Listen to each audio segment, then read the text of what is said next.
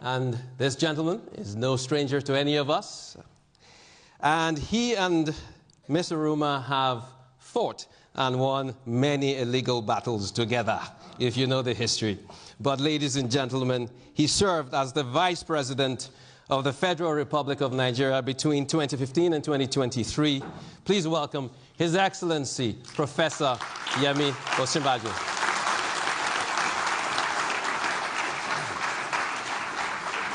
Let's make him warmly welcome as he shares his keynote address. Thank you very much. Thank you. Our host, Professor Sumitra Dutta, celebrant, the distinguished Arunma Oteh, friends and colleagues, ladies and gentlemen. I think already Mr. Ayobami made it clear that I am here primarily because I'm Arunma's lawyer. And she thought, because I'm also a pro bono lawyer, she thought perhaps it might be a good opportunity to honor me by having me speak at her birthday. I'm deeply honored, of course, to have been asked to make these keynote remarks as we celebrate my dear sister and friend, Arunma. I think we all agree that her commitment to public service, her personal integrity, but above all, her kindness, her generosity to all, make this occasion of her 60th birthday special to so many, which is why so many of us have flown from halfway across the world just to say happy birthday to this exceptional lady. Happy birthday, Arunma.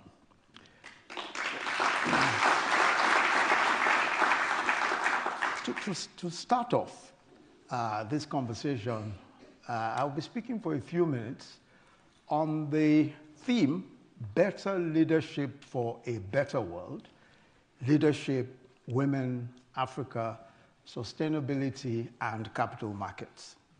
To make this simpler, the focus is on how to build a better world through stronger leadership, greater female participation, sustainable practices, and the role of Africa and capital markets.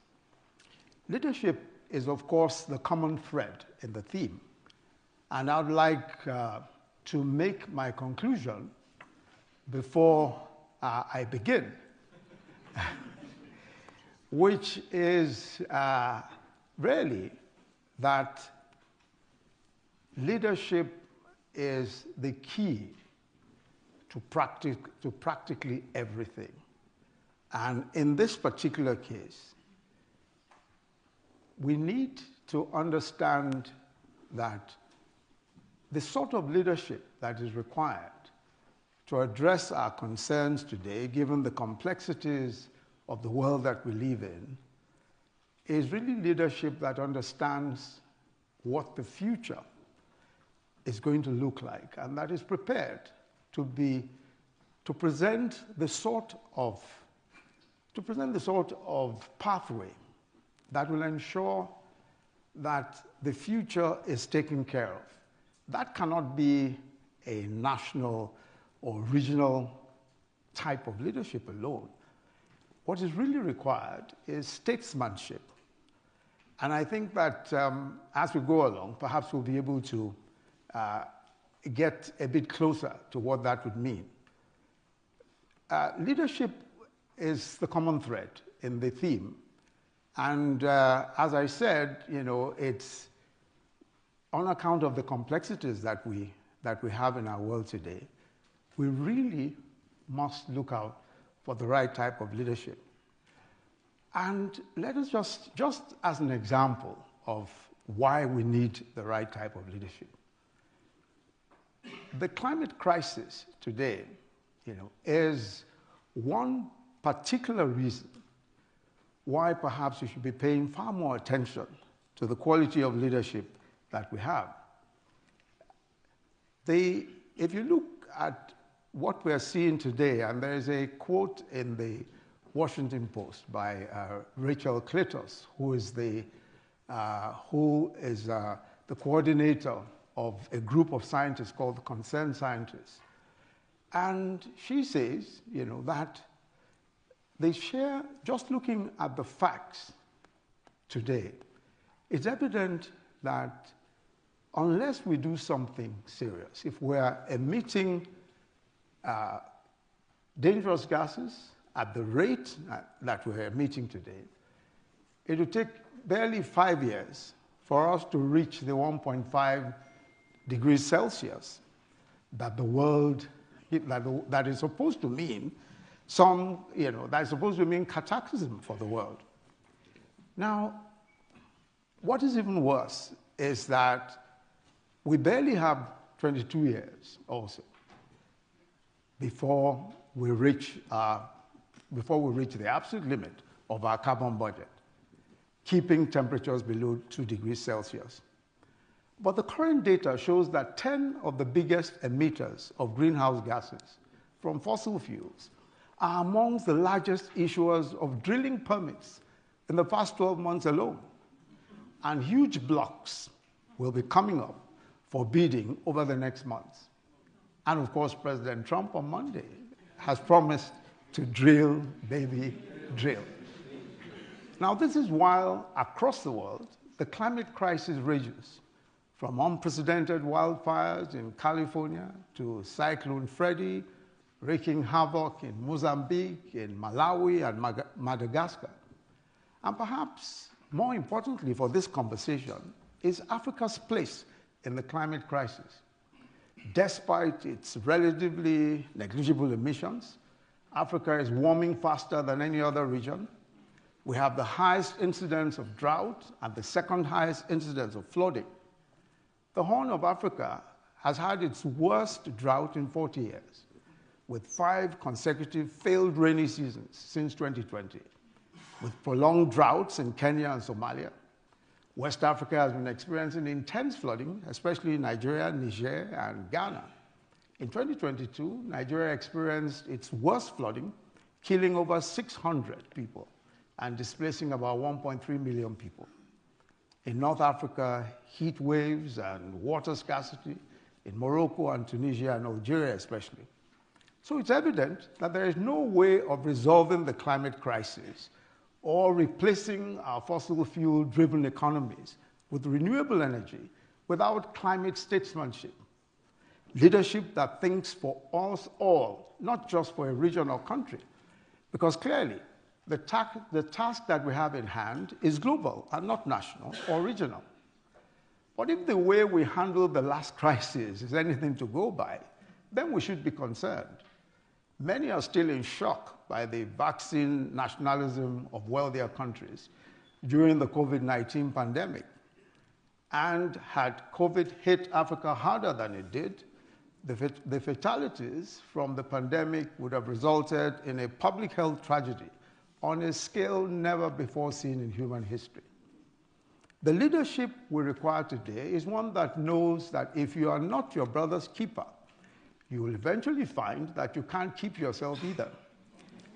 So today, it's apparent that if Africa were to develop along the same carbon-intensive trajectory as the global north to attain middle to high-income status, it will be impossible for the world to attain its net zero objectives. Why? Africa will be pumping 9.4 gigatons of CO2e annually into the environment. And by 2050, Africa will be responsible for 75% of global emissions. So the only way that the world can stand a chance of achieving its net zero objectives is if Africa shows leadership by pursuing a climate-positive growth path to its development. The good thing is that a climate-positive growth path makes economic sense for Africa. We are climate competitive. So this is also a pathway to address our other existential crisis, which is extreme poverty. Again, leadership is key. If we recognize that Africa can be the nemesis or the solution to the climate crisis, then there must be a consensus on how to support the continent with investments, with debt relief, and open markets that would enable it to become the first green industrial civilization. That would involve a great deal of statesmanship.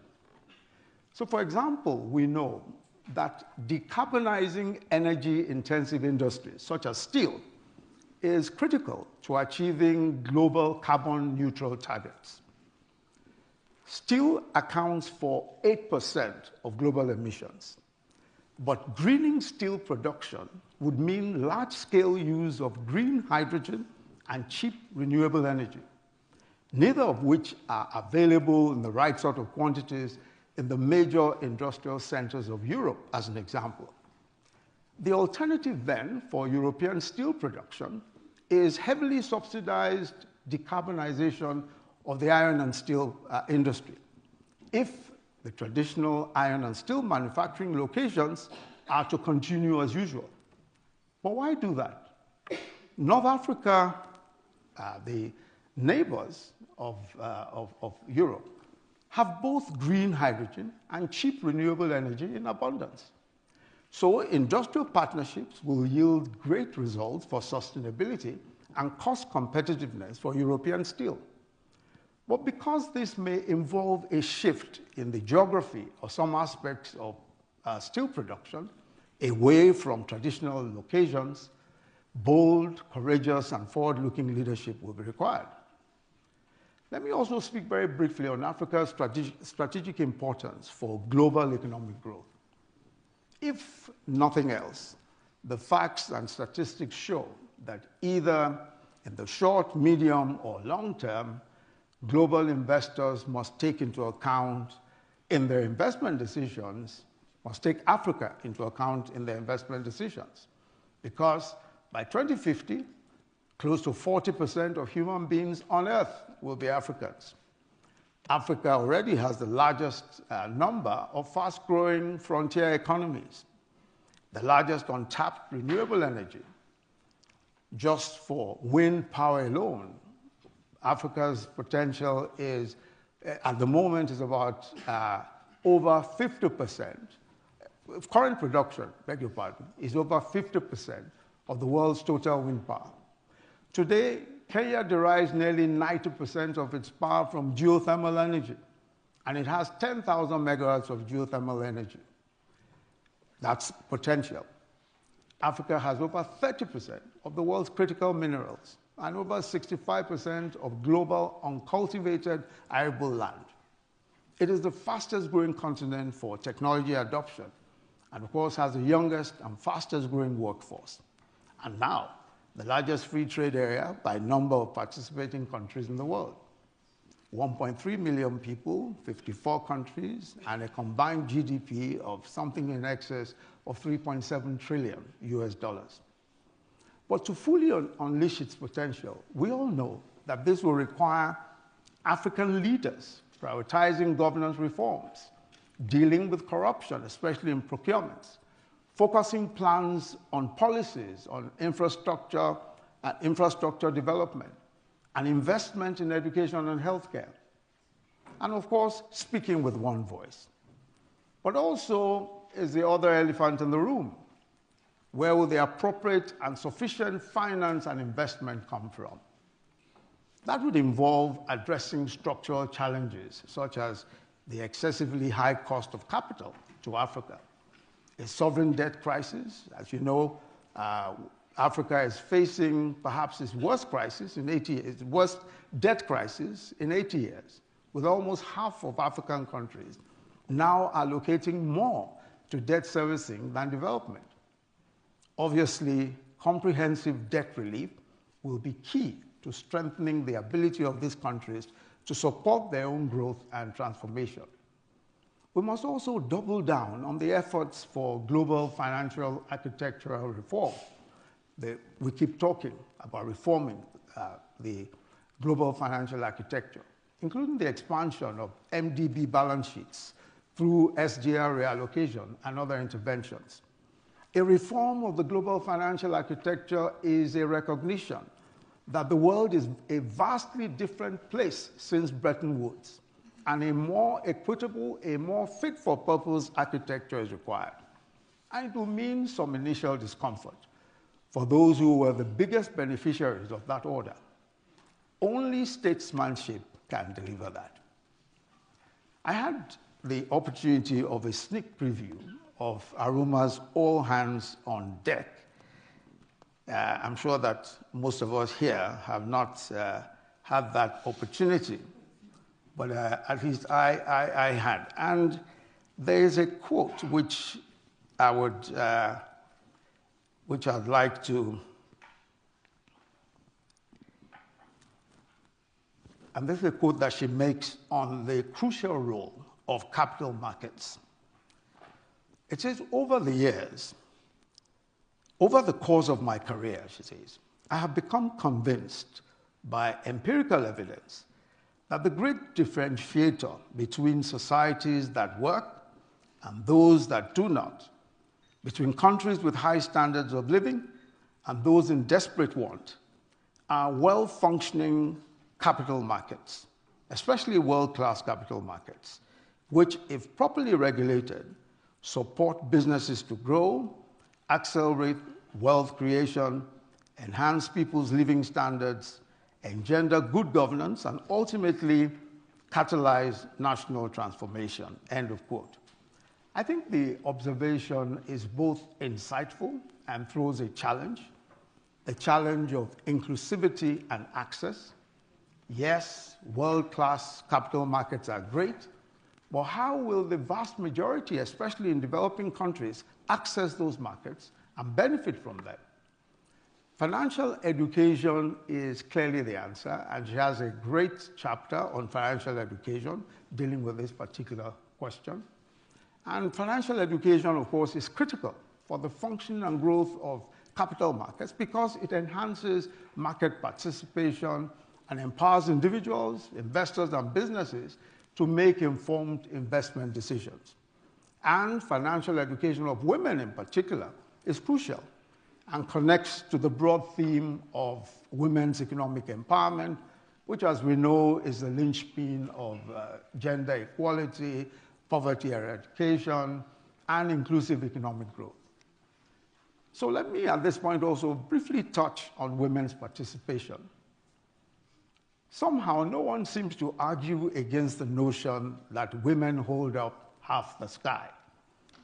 But it would appear from the evidence on the ground that we really don't care if half the earth collapses on our heads, because in every one of the issues that we are covering in this conversation, including leadership, sustainability, capital markets, and of course, participation of women, women routinely receive the short end of the stick. Women are at the receiving end of unsustainable practices, for example, such as the use of charcoal and wood for cooking, resulting in deaths from indoor air pollution, especially in many parts of the developing world. Globally, household air pollution is responsible for approximately 3.2 million deaths annually, with women and children in Africa accounting for 60% of those fatalities. The disparities in access to finance are also stark. Women make up nearly 70% of the workforce in agriculture, for example, yet receive only 7% of investments. The IFC estimates that there is a financing gap of $42 billion for women-owned businesses in Africa. And women run 40% of Africa's SMEs, but receive only 1% of funding from venture capitalists. And all of this is in spite of the empirical evidence for showing, for example, that companies with higher representation of women in leadership positions tend to perform better financially. For instance, organizations in the top 20% of financial performance had 37% of their leaders as women, compared to only 19% in the bottom 20%. There's also strong research that supports the position that female managers are more adept at building rapport among mixed gender teams, leading to improved communication and productivity. And of course, any averagely honest married man knows that women manage finances much better than men. I see that there are very few averagely honest married men here. because only the women clapped. But there are silver linings. There are silver linings here and there. Several initiatives have been introduced in Africa to improve access to finance for women entrepreneurs. These include the Affirmative Finance Action for Women in Africa, launched by the AFDB, the Africa Development Bank. That initiative aims to bridge the $42 billion financing gap faced by women in Africa. There's also the G7 Partnership for Women's Digital Financial Inclusion in Africa. And this partnership contributes to a $12.8 billion initiative by the AFDB to bolster women's economic empowerment and youth entrepreneurship through digital financial inclusion. Now, these initiatives are part of a broader effort to address the gender gap in financial inclusion and empower women entrepreneurs across Africa. But there is far too much to do. A lot will depend, of course, on national leadership and national laws and policies. Representation in politics may have to be by law, setting minimum representation of women. It is clear from what we're seeing that evolution may take far too long. So let me end by putting my earlier conclusion in different words. Because of the sheer interconnectedness of things today, it is beyond argument that the responsibility of leadership extends beyond governments. Corporate leaders, investors, and civil society must work collaboratively to rethink business models for sustainability. How to green supply chains, for example, by recognizing that manufacturing in some geographies may, in the medium to long term, better protect not just commerce, but the world. We must also democratize capital markets and ensure that the half that holds up half the sky is equally represented in the commanding heights of business and politics. So in this great, if uncertain future ahead of us, we certainly need all hands on deck. Thank you very much.